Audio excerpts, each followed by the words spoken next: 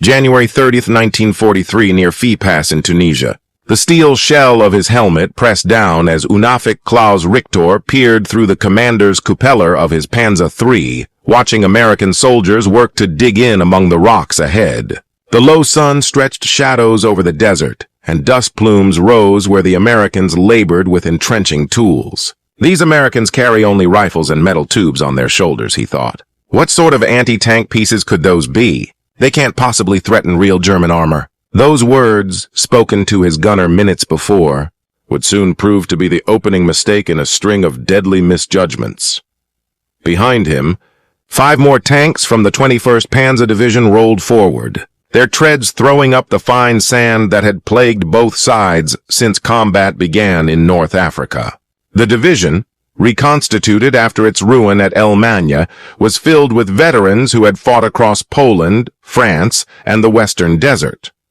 They knew how to fight armored battles and had the confidence that comes from repeated victories. For the past year, they had been showing Italian, Allies, and French colonial units that only heavy-towed pieces. The massive 88, flak guns hauled by prime movers or other heavily armored tanks could stop proper German armor. British 2-pounders and American 37mm anti-tank guns had repeatedly proved insufficient against the newest German armor upgrades. What none of them expected was that within weeks they would face a weapon so simple, so light, and so devastatingly effective that it would force commanders to rethink armored warfare doctrine that had held sway since the Spanish Civil War, the 6 tank crews advancing confidently against what looked like lightly equipped American infantry near the eastern ridge were about to confront an anti-tank device that flatly contradicted everything they had been taught about German armor supremacy and the impossibility of infantry halting tanks without heavy artillery. Sergeant Edward Sell of the 1st Infantry Division watched the approaching German tanks with resolve rather than panic. A veteran of the torch landings, he had trained thoroughly with the new weapon but had never fired it at German armor. Now enemy tanks were within reach of his new charge. In days to come, these German crews would learn that American inventiveness had produced a device absent from their intelligence reports. A weapon that would be captured, imitated, and eventually feared even more than any Allied tank. First, however, they would experience how startlingly effective it could be. The revolution had actually started 8 months earlier, on May 20th, 1942, at the General Electric Works in Bridgeport, Connecticut. The first production M1 rocket launcher, officially the 2.36-inch rocket launcher, M1, and soon nicknamed the Bazooka after comedian Bob Burns' instrument, rolled off the line into the hands of U.S. Army ordnance officers. Development moved quickly, driven by lessons from the European theater where German tanks dominated and conventional anti-tank rifles had failed. The weapon's ancestry extended back further to Dr. Robert Goddard, the pioneer of American rocketry, who had shown the Army a tube-launched rocket concept in 1918, just before the armistice. That idea lay mostly dormant for 2 decades, until the urgent need for an infantry anti-tank solution revived interest. Captain Edward Ohl, charged with devising a delivery system for the new M10-shaped charge grenade, accidentally discovered that a simple steel tube could serve as a launcher when he noticed a scrap tube of the right diameter. Colonel Leslie Skinner supplied the rocketry know-how, designing a propellant that burned out before the projectile left the tube and thus eliminated hazardous backblast that might injure the firer. The shaped charge warhead, exploiting the Monroe effect identified in 1888, concentrated explosive force into a jet of superheated metal traveling at roughly 25,000 feet per second, able to pierce armor far beyond what conventional blasts could achieve. Some of the first units sent overseas were intended for Operation Torch, the Allied invasion of North Africa. In November 1942, early M1 launchers and M6 rockets were rushed to invasion forces. Though General Dwight D. Eisenhower was alarmed to discover on the eve of the landings that none of his troops had received formal instruction on their use. Training materials had not kept up with production, and many soldiers had to learn to operate the bazooka under combat conditions. The M6 rocket could theoretically defeat up to 3 inches of armor, enough to destroy most tanks then in service. The Panzer III, the backbone of German armored units, carried armor between 30 mm and 50 mm, depending on the variant. By 1943, the Panzer IV had become increasingly common and received extra plating that raised its frontal protection to about 80 mm, though its flanks and rear still only offered roughly 30 mm of defense. Even that beefed-up front could be defeated by a bazooka striking at a favorable angle. Production climbed to unheard-of levels. General Electric's Bridgeport Works was turning out some 5,000 launchers a month by late 1942, with other firms brought in under contract. While Germany wrestled with the manufacture of complex anti-tank guns that demanded skilled labor, precision machining, and scarce materials such as tungsten for armor-piercing ammunition, American factories were mass-producing bazookas with straightforward methods. The barrel was simple steel, the sight a crude wire frame, and the firing circuitry adapted from flashlight components. That gap in complexity and output would prove decisive. By late January 1943, U.S. forces had advanced into Tunisia and were about to face seasoned German armored formations in earnest. Tunisia's broken terrain, narrow passes, valleys, and limited roads favored the bazooka. Unlike the open desert where tanks could maneuver and engage at long ranges, Tunisia forced close quarters, fighting where the bazooka's roughly 300-yard maximum range mattered far less.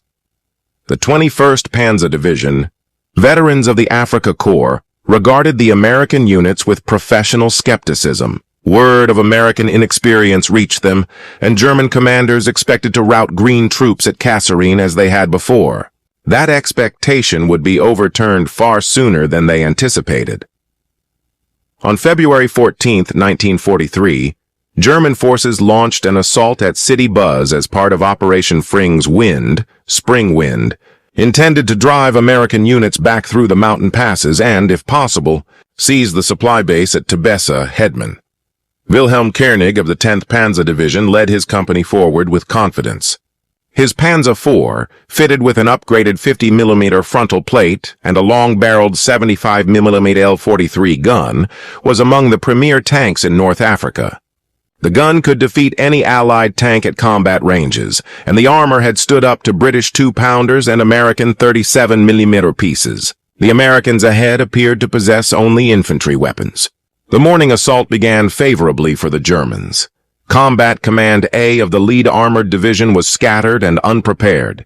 Forward positions were overrun, and American Shermans were outgunned by the German long 75mm guns. But in pursuit of the withdrawing Americans, the Germans encountered the unexpected. The first sign that something was wrong came when Feldwebel Ottobeer's Panzer IV suddenly blew up on their right flank. The crew scarcely had time to note the hollow thump of a shaped charge hit before secondary detonations ripped the vehicle apart. It was not the flash and smoke of an anti-tank gun nor the silhouette of another tank. Instead, the crew saw 2 American soldiers with a metal tube slip behind a rocky outcrop. The shaped charge had punched through the tank's 30mm side armor and set off ammunition inside, killing all 5 crewmen instantly. Within minutes, 3 more German tanks were burning. The American infantry were not fleeing as expected, but holding firm in teams, one man carrying rounds while another operated the launcher, using the broken ground expertly and firing from defilated positions, where only the muzzle end of the tube was visible. Tank commanders, trained to search for emplaced anti-tank guns and enemy armor, found themselves hunting individual soldiers who could appear, fire, and vanish in seconds. Koig ordered the survivors to withdraw and radioed division headquarters. The Americans have a new anti-tank weapon, very dangerous at close range. Almost every squad seems to have them. We cannot advance through broken terrain without infantry support. Fighting at Sidi Buz continued for 2 days and ended in an American setback, with the loss of over 100 tanks and about 1,400 casualties. Yet the German victory was marred by unexpected losses to infantry-held weapons. After the battle, the 10th Panzer Division recorded that 12 tanks had been lost to what they first called rocket projectors before learning the American name Bazooka at Kasserine Pass. Between February 19 and 25, German forces scored their most significant tactical victory against the Americans, driving them back more than 50 miles and capturing large amounts of equipment. Field Marshal Erwin Rommel, temporarily in command of all Axis forces in Tunisia, exploited American inexperience and weak defensive positions to achieve a breakthrough that threatened the Allies' entire position in Tunisia. Among the seized gear were several M1 bazooka launchers, complete with rockets and instruction booklets. German ordnance experts inspected them with a skepticism that quickly turned to astonishment and then alarm. Compared with German anti-tank pieces, the device was almost laughably simple. An electrical trigger fed by two ordinary flashlight batteries sent a current down a wire to ignite the rocket motor. The motor burned for only 0.3 seconds, using up its propellant before the projectile cleared the tube, and thus avoiding the hazardous backblast that had plagued the German panzerfaust development. The launcher itself was nothing more than a steel tube with a crude wire sight and a wooden shoulder rest. Most important was the shape-charge concept, which concentrated explosive force into a jet of superheated metal able to pierce armor far thicker than the warhead's size suggested. Major Hans von Luck, examining a captured example at 10th Panzer Division headquarters, warned his officers that the consequences were grave. The bazooka weighed about 13 lb, while their PAC-38 anti-tank gun weighed roughly $2,000 lb, required a towing vehicle and a four-man crew. Yet the small tube could breach the side armor of any tank they fielded. If each American infantry squad carried one or two of these, he argued, the whole basis of German armored warfare would be undermined. Infantry could no longer be counted on to scatter before our tanks. The implications were huge. Doctrines forged in Poland, France, the Balkans, and Russia relied on tanks breaking enemy lines and inducing panic in foot soldiers unless those troops had heavy, conspicuous anti-tank guns. The bazooka overturned that assumption by making every rifleman a potential tank killer. Rather than dismissing the weapon, captured examples from North Africa and the Eastern Front were rushed back to Germany for reverse engineering, and the HZ Waffen Army Weapons Office gave the project top priority. Within weeks, engineers had enlarged the warhead from 60 mm to 88 mm to increase penetration. The design, called the Raketen Panzer 43 and soon nicknamed Panzerschreck or Tank Terror, entered production by late 1943. But reproducing the launcher did not answer how to counter it in the field. By March 1943, bazookas were reshaping combat in Tunisia. Tank crews no longer enjoyed the freedom of movement they had since 1940. Every rock heap, hollow, and thicket might conceal a bazooka team. Terrain that should have funneled Allied forces into predictable kill zones instead offered countless hiding places for ambushers. Lieutenant Friedrich Schultz of the 15th Panzer Division recorded on March 15th. Yesterday, we lost 3 tanks in 5 minutes to American infantry hidden in an olive grove. We didn't see them until the rockets were already in flight. The American infantry no longer run when they see our tanks. They hide, wait, and strike from the sides and rear. We have lost 7 tanks this week to these rocket weapons. The men are getting nervous, seeing danger in every shadow. The psychological effect matched the material losses. Crews trained for aggressive action became cautious and hesitant. The Panzer spirit that had driven German armor across Europe was being eroded by fear of an enemy who often could not be seen until it was too late. Commanders who once rode with open hatches closed them, sacrificing visibility for protection, which reduced situational awareness and made coordination harder. Tactics shifted immediately. Tanks were ordered to move only with infantry escorts through broken ground. Commanders directed heavy machine gun suppression of likely ambush sites, wasting vast amounts of ammunition on empty positions, and units were urged to speed through dangerous areas, a practice that reduced accuracy and increased mechanical failures in harsh conditions. On March 23, 1943, at Guettar, the 10th Panzer Division launched an attack that made the new reality plain. 50 German tanks pushed into the valley, expecting to rout American infantry as they had at Kasserine. The assault had been personally ordered by Field Marshal Rommel as his final offensive in Africa before departing for Germany for medical treatment. Rather than encountering fleeing infantry, German armor ran into a deliberately prepared defense organized by Major General George Patton after he took command of 2nd Corps following Kasserine. Patton had studied German methods and adjusted his plans accordingly. Bazooka teams were sighted in mutually supporting positions to strike tanks from multiple angles, with minefields channeling vehicle movement and artillery zeroed on the likeliest tank approaches. At dawn, the Germans began their assault, using the standard tactics that had won them battles across Europe. Tanks advanced in wedge formation, their superior guns engaging American positions at range, while machine guns suppressed infantry. At first, the offensive overran forward elements of the 1st Infantry Division. But once the tanks pressed into the valley, the ambush snapped shut. Concealed bazooka crews on the ridge lines opened up, and the first rockets found the thinner side armor of the advancing panzer vehicles. 1 Panzer IV under Oberleut. Hans Müller was struck in the engine compartment and exploded almost immediately. Another rocket tore into a Panzer III's tracks, immobilizing it and inviting follow-up shots that penetrated the turret ring. The German tanks were trapped in a lethal crossfire. Turning to engage teams on one slope exposed their flanks to crews on the opposite side. The broken ground that might have offered concealment produced dead zones where tanks could not depress their guns enough to hit infantry above them. Within an hour, roughly 30 German tanks had been destroyed or put out of action. Kurt Hoffmann, a loader who survived in a Panzer IV, later likened it to being targets in a shooting gallery. Every rock and hollow seemed to conceal Americans with those tubes.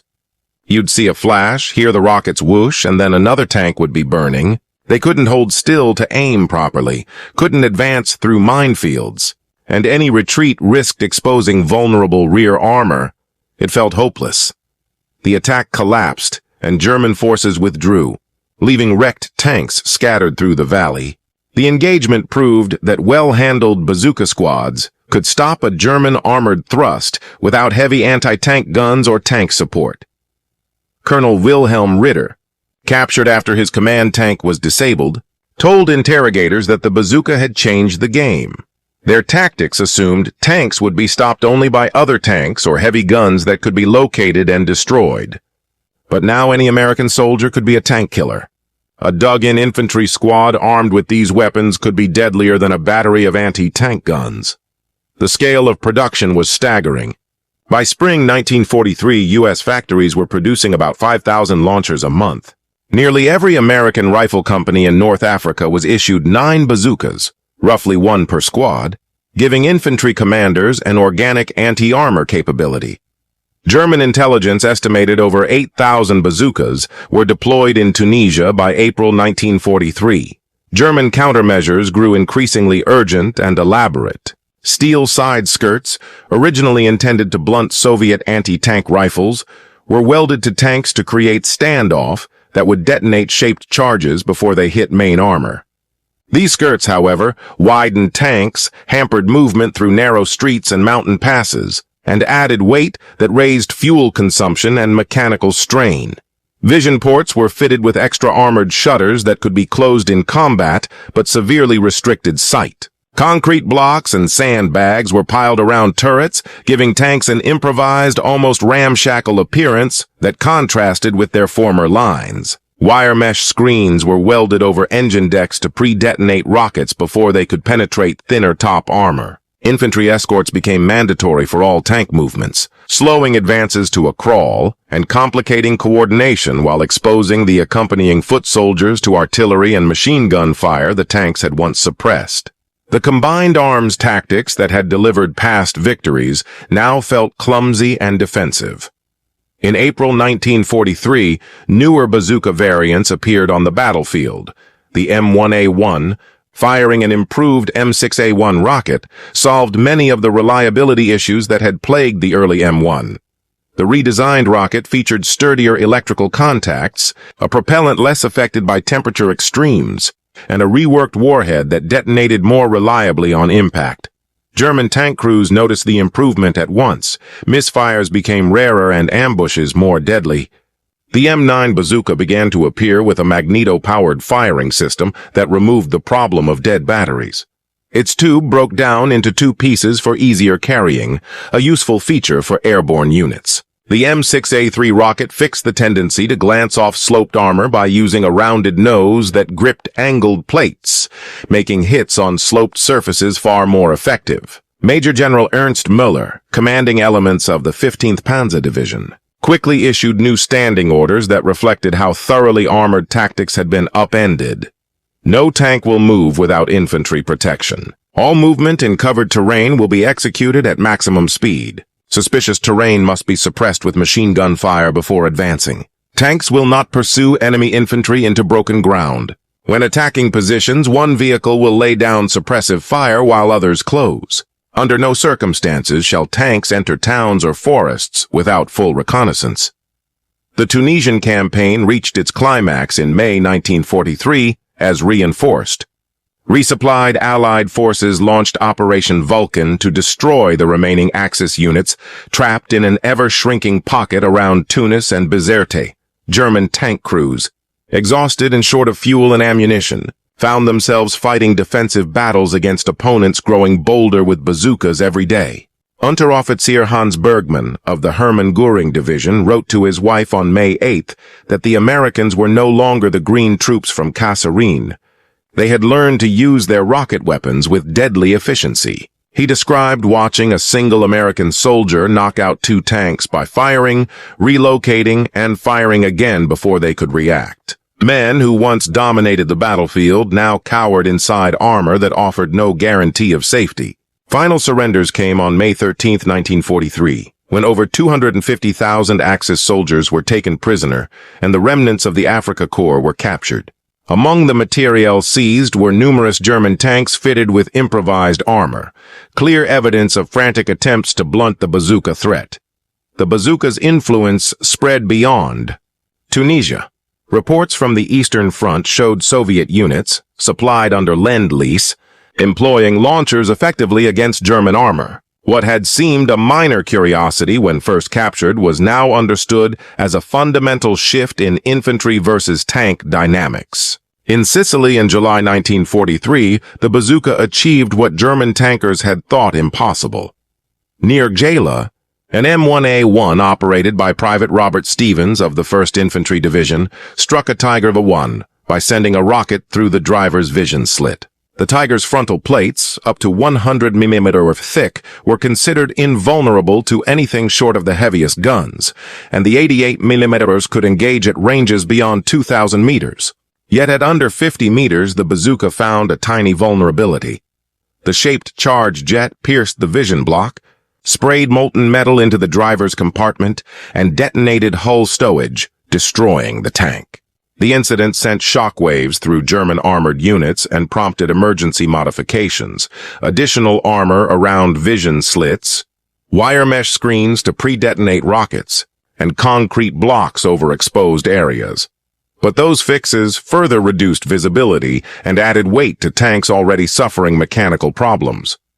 Germany's enlarged copy, the Panzerschreck, began reaching frontline units in late 1943 with an 88 mm warhead capable of much greater penetration, roughly 160 mm versus the American 60 mm, about 80, and was touted as superior engineering. Issued first to specialist tank hunter teams, Schrecks never matched the widespread distribution of the American launcher. Frontline men saw the irony. As Unifrasia Kurt Wagner of the 3rd Panzer Grenadier Division wrote in his diary, "We simply copied the American idea and made it bigger." The production gap was stark. While the U.S. mass-produced simple, effective weapons, Germany struggled with ever more complex tanks that required scarce materials and skilled labor. A Tiger could demand some 300,000 man-hours and cost about 250,000 Reichsmarks to build. A bazooka took under 10 man-hours and cost roughly $20. By the end of the war, the United States had turned out nearly 500,000 bazookas, while Germany managed only about 290,000 panzerschrecks across the entire conflict despite desperate demand. Field Marshal Erwin Rommel, inspecting Atlantic Wall defenses in January 1944, grasped the danger for the expected Allied invasion and warned Hitler that American squads now carried the firepower formerly reserved for specialist anti-tank units. "Our beach defenses must assume infantry can destroy tanks at close range and be redesigned to keep infantry away from our armor," he reported. Normandy in June 1944 showed the bazooka had matured into a frontline system. Troops landed armed with thousands of M9A1 launchers, fitted with better sights and improved motors. Each regiment included an anti-tank company with 18 bazookas in addition to the squad-level weapons, and airborne forces dropped with light M9A1s broken down for the jump.